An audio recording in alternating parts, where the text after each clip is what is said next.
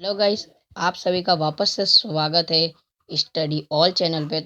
आज हम करने वाले first chapter science crop production and management. तो सबसे पहले फिल इन द ब्लैंक्स को हम करते हैं।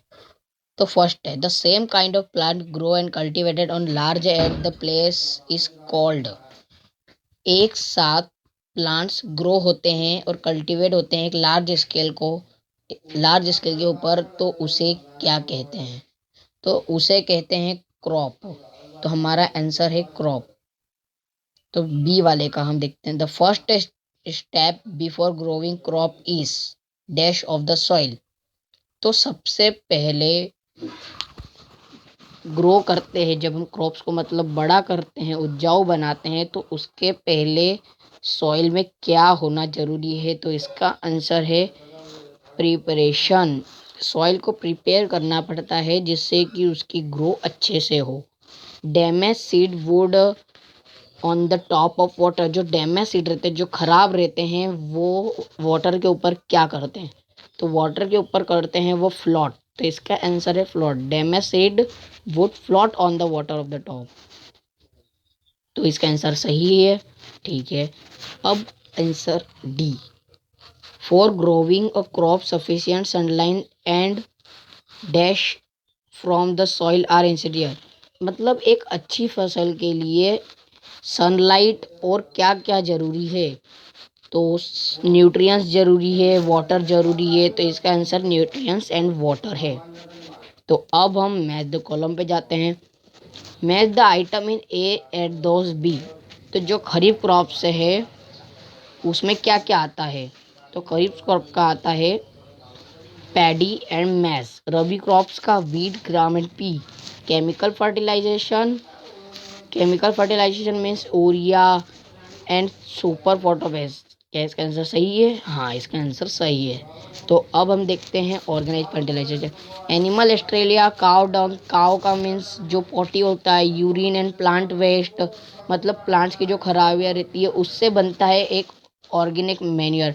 मैन्योर्स मीन होता है फर्टिलाइज करने का एक तरीका, उसे कहते हैं मैन्योर। तो ये हो चुके हैं डी completed. Give two example of each kharif and rabi crop. Kharif crop के दो example, paddy and maize. Rabi crop के टू एग्जाम्पल है, वीट एंड ग्राम। एक हमको पैराग्राफ फोर्थ वाले में करना है।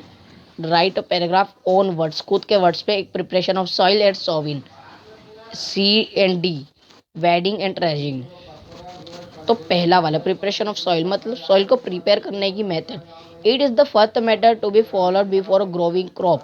ये फर्स्ट मेथड होती है ग्रो करने के।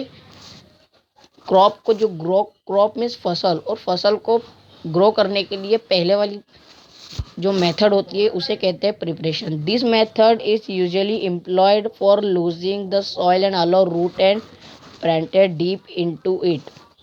और ये सॉइल को उसके लायक बनाती है, उसे लूज करती है जिससे कि उसकी रूट्स में कोई दबाव ना आए और उसे अंदर तक जाने में आसानी हो। The losing of soil help the growth of surveillance soil microwave earthworm. और लूज करने के लिए माइक्रोवेव्स और अर्थवॉर्म की ज़रूरत रहती है, which enrich the soil with humus and other essential nutrients. Plant require nutrients from the proper growth and functioning. The process of losing is called tilling or plogging the soil. तो plants को require होता है nutrition और proper growth की functioning की, जिससे कि वो प्रॉपर अच्छे से ग्रोथ हो। और the process of losing is called, जो मतलब जो लूजिंग करते हैं सॉइल को, उसकी प्रोसेस होती है, उसे टाइलिंग और प्लॉगिंग कहते हैं। और tiling of soil bring the nutrition rich soil on the top. और जो टाइलिंग रहती है वो न्यूट्रिएंट्स टॉप में कर देती है, सॉइल के टॉप पे न्यूट्रिएंट्स डालती है।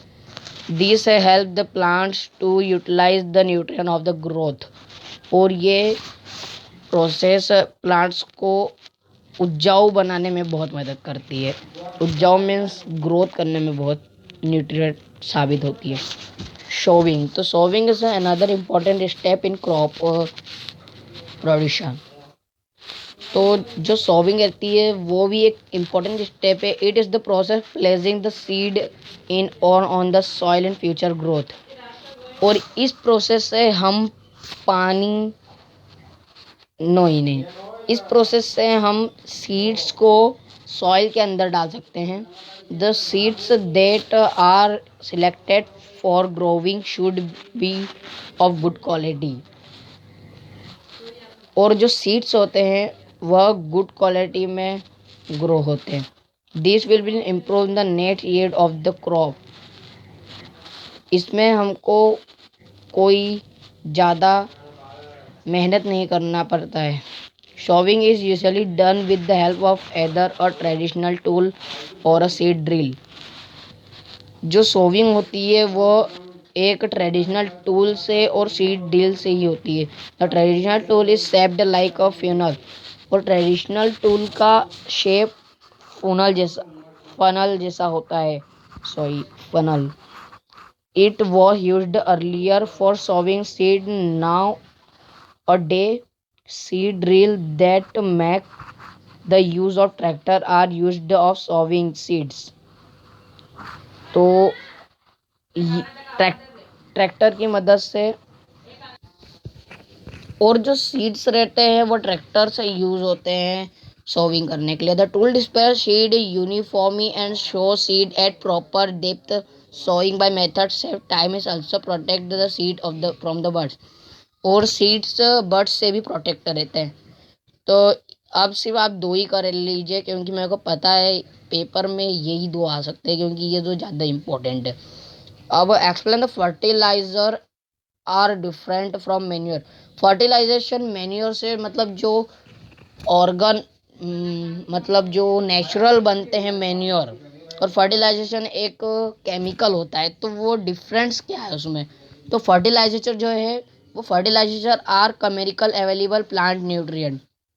फर्टिलाइजेशन प्लांट्स को उतना ही न्यूट्रिशन देता है जितना उनको चाहिए रहता है। Manure is natural substance prepared by decomposition by animal इलेक्ट्रा एंड प्लांट वेस्ट। और जो मैन्योर रहता है वह डीकम्पोजिशन हो जाता है, गाय के एक्सेट्रा से बनता है और प्लांट्स के वेस्टों से जो बनता है उसे कहते हैं manure. They can be organic और इनऑर्गेनिक इन नेचर।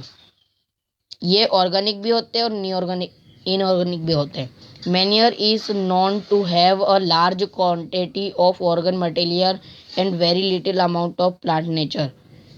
इसमें बहुत हाई क्वालिटी मतलब ज़्यादा क्वांटिटी में चाहिए रहती है। सॉरी, वो क्वालिटी नहीं क्वांटिटी था। ज़्यादा क्वांटिटी में मटेरियल चाहिए रहता है और वेरी लिटिल अमाउंट मतलब छोटा सा, मतलब ज़्यादा प्राइस नहीं लगता है उनको प्लांट न्यूट्रिएंट देने में।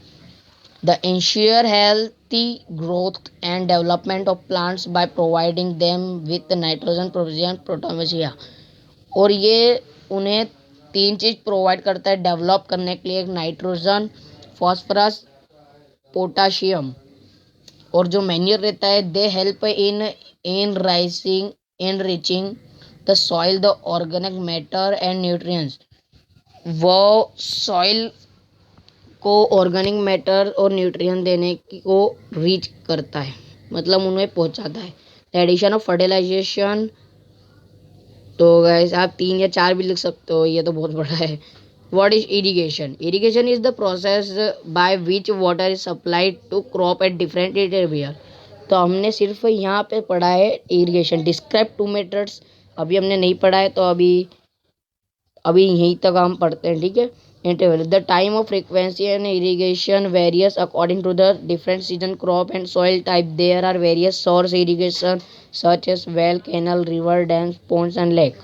इरिगेशन जो होता है वो एक वाटर सप्लाई रहता है, मतलब वो वाटर क्रॉप्स की थ्रू पहुँचाता है। और जो टाइम रहता है इरिगेशन का वो डिफरेंट सीजन, डिफरेंट क्रॉप और डिफरेंट सॉइल पे टाइप से काम होता है। They are various source of irrigation such as well. और यहाँ बहुत सारे सोर्स है, मतलब कैसे बता सकता हूँ मैं, बहुत सारे मतलब थिंग्स है, सामान है जो इरिगेशन करते हैं, जैसे wells, canals, river, dam, pond and lakes. इसकी 2 मेथड्स होती है, एक स्प्रेयर सिस्टम और एक drip system. The system is more useful on even land having forward supplied. In this method, water is supplied using pipe to one or more central location within the field. When water is allowed to flow under high pressure with the help of pump, it get sprinkle on the crop. और drip system में in the system water is delivered at or near the root of plant drop by drop. This is most efficient method of irrigation as there is no wastage of water at all. The method are important. ये methods important रहती है, to methods।